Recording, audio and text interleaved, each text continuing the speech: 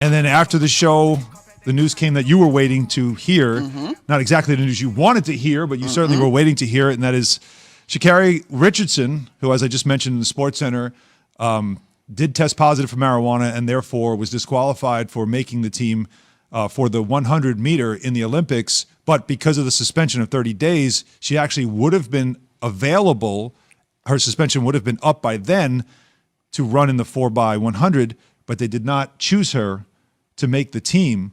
And there was no, they just put out a statement. The USA Track Federation put out a statement saying it was, quote, incredibly sympathetic towards Sha'Carri Richardson's extenuating circumstances, and then said it fully agrees, this is key right here, fully agrees that international rules regarding marijuana should be reevaluated. And it added, so while our heartfelt understanding lies with Sha'Carri, we must also maintain fairness for all of the athletes who attempted to realize their dreams by securing a place on the U.S. Olympic track and field team. So with that in mind, the relay spots, because of the, again, the order, the 6th and 7th place finishers ended up moving up and therefore getting spots, English Gardner and Aaliyah Hobbs. So that's where we're at. So Sha'Carri will not go to the Olympics at all. And I know you feel a certain way about it. What everybody is continuing to say, and as I mentioned yesterday, I thought she handled it perfectly. Agreed. By showing the contrition that you would expect you'd want to show, no excuses, no nothing, did explain what she went through, again, the emotions of learning that her biological mother had passed. She learned it from a reporter who was setting up to interview her, which caught her off guard, and then dealt with it in a way that she realized was not the right way to deal with it, but it cost her now a spot at the Olympics. She vows to be back at the Worlds and then once again at the next Olympics, but she will not be in Tokyo for the U.S. Your thoughts? So yesterday, as we talked about this, you remember what you said when I was like, well, she's the fastest. It's a no-brainer, right? Like, to be on the Olympic team, right? I was not as confident, and here we are. Let me say this. She handled the response to the initial test perfectly. Incredibly graceful accountability. She said that she was hopeful that if she had this opportunity, she would be given an opportunity, she would be able to take advantage of it. We now know that she will not. Yes, rules are rules.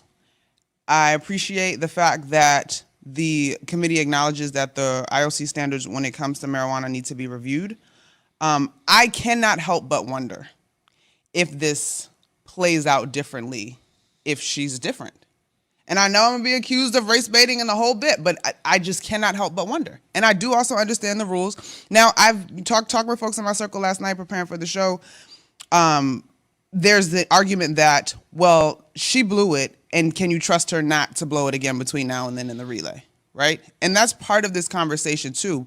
But to me, if you believe that this incident was isolated because of the response to very unfortunate circumstances, then she's the fastest out there. Now, I'd have to call up my track friends and say, her availability to practice and the handoff, because we've seen the women's 4x1 relay team have some issues.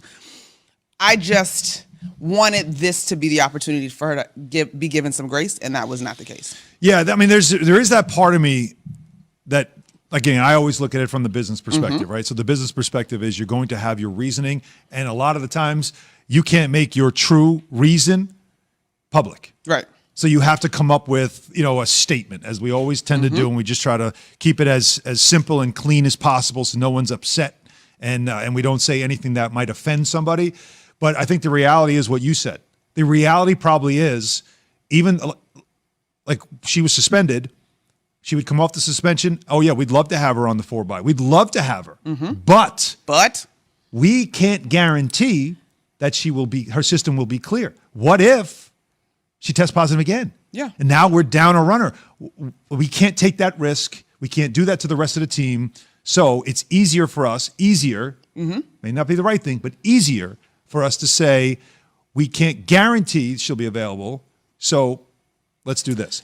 But I will also say, on another side of things, in professional sports, a lot of times, a superstar, the team will go to bat for them. A lot of times, a team will say, this isn't right. We know her. We've known her for years. This is not who she is, and we are going to defend her. We're gonna make a case for it. We're gonna appeal this, whatever it is, because she should be there with us in Tokyo. That's how important she is to us. They did not do that. That part, Han. And so to me, that's the grace of this conversation. They will never tell us why. We will never know why. I'm only left to deduce why as I look at some of the other stories surrounding the Olympics, particularly involving black women. When you look at the runners out of Africa who were deemed to have too much testosterone or in their system and ineligible to run. When you look at the issue with the swim caps that are designed for women with natural hair, black natural hair, being ruled out. This is a culmination of events that feel, to me personally, as a black woman, as an attack on our womanhood. Now, granted, Sha'Carri broke the rule. That does not change. But when it comes to, as you said, going to bat or finding an abundance of grace, that is not given in this situation. And that just makes me a little bit sad. Now, Gabby Thomas, a terrific sprinter, pointed out on Twitter last night that she's, it bothers her to see this idea, particularly on Twitter, that black folks are not going to support the Olympics. I had some friends joking, what country am I going to root for? Because I'm not rooting for the U.S. because Sha'Carri won't be there. Gabby Thomas and the rest of the runners and athletes that are going to be competing have worked very hard to get to this moment. I'm going to tune in. But when I reflect on the things leading up to Tokyo, this unfortunately will be a part of the narrative. And to me, some of the decisions and the rules, it has to do with what is unknown as opposed to getting educated. Let me ask you this, Monica. Then what would you have done if you were in charge? How would you have handled this? What would you have liked to have seen when, let's say you were in charge of the team? Correct. And it came onto your desk, she tested positive for what is in the IOC. Now, this is the Olympics. Mm-hmm. This is international. Yep. This is a banned substance. This is not a U.S. decision. This is a international. You agree to play by the rules of the International Olympic Committee, and this is the rule. This should not be in your system. It's in her system. How would you handle it? Where else can I get her in? Because she represents right. Well, that's the part. The suspension would have been talented, up. Right. And she would have been able to race in the 4x. Would you would have her race, and you would tell the rest of the team, we side with her, we trust her. I would put her on my 4x team, and I would live with the consequences. I do not buy that she's going to have this issue again. Personally, I just don't see it. I would put her on the 4x team, and the answer to me would be, look at these times, look at these scores. We want to put ourselves in the best position to win. Now, if she has a history of fumbling handoffs or something, I don't know that. Assuming that she is capable to run the 4x and is well skilled in this event as well, I'm putting her on my team, hon. I'm sorry. I mean, the fastest should be in the anchor, right? Shouldn't the fastest be the anchor? Sports, can't debate that. I'm putting her on my 4x team. That's where I am, and I get it. Then the question becomes, well, are you going to make exceptions consistently down the road? No, that would not be it. But in this particular case, and I don't know how often this comes up when we get ready to prepare for the Olympics, in this particular case, I would have put her on my 4x team, and I'm not apologizing for that. Yeah, and just to explain to everybody, too, because I know there has been, especially in a lot of states in this country, a lot more leniency when it comes to marijuana, a much different feel about it. This is one thing that the U.S. anti-doping agency believes that there are some drugs, though they might not be performance enhancers, but they can pose health risks or violate what they call, quote, the spirit of the sport. And so that's why this still remains an issue. But just quickly, Sha'Carri did say, you remember in her interview with the Today Show, that she said that this is just one games. I'm 21. I'm very young. I have plenty of games left in me to compete in, and I have plenty of talent that backs me up because everything I do comes from me naturally. No steroid, no anything. This incident was about marijuana. So after my sanction is up, I'll be back and be able to compete.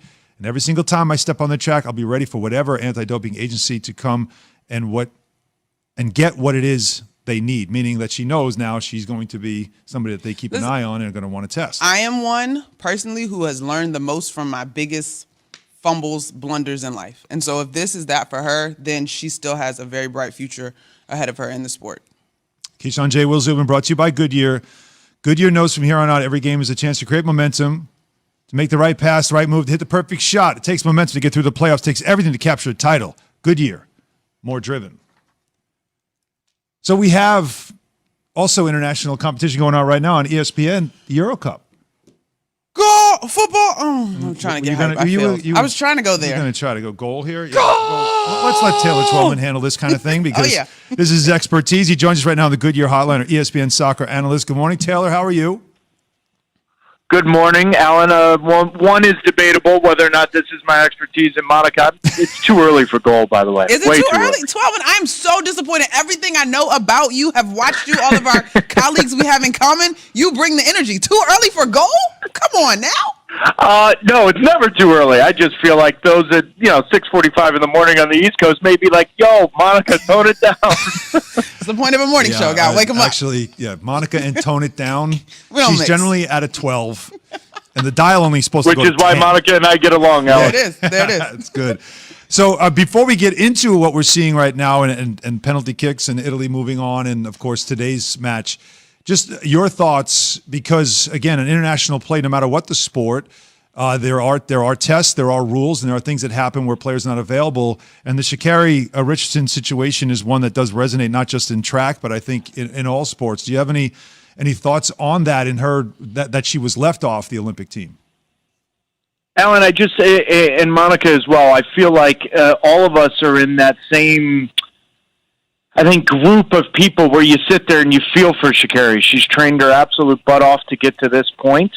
She's worked her butt off. She's literally, the top 3 contenders coming into the Olympics to win the gold. And you sit there and say, oh, your heart goes out to her, and understanding that pain-killing medicine, and even in my days, and I'm not that old, painkillers were given out freely in the locker rooms. And now that we have seen science evolve and see that there are other avenues, you understand and you empathize with Sha'Carri, understanding why she's taking her pain away and what she wants to do, and do it in a natural way. In saying that, all of us that have competed at the highest level, rules are rules.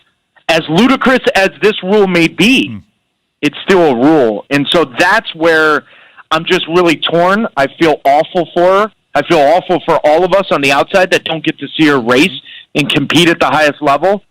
But unfortunately, Alan, a rule is a rule, and until the rule changes, you can't be the one to enforce a different one. And I think that's the most difficult part to all of this for me. I found it very interesting, too, that they acknowledged, like, hey, this is something we probably need to look into and may need to discuss going forward. But as you mentioned, Taylor, rule's a rule.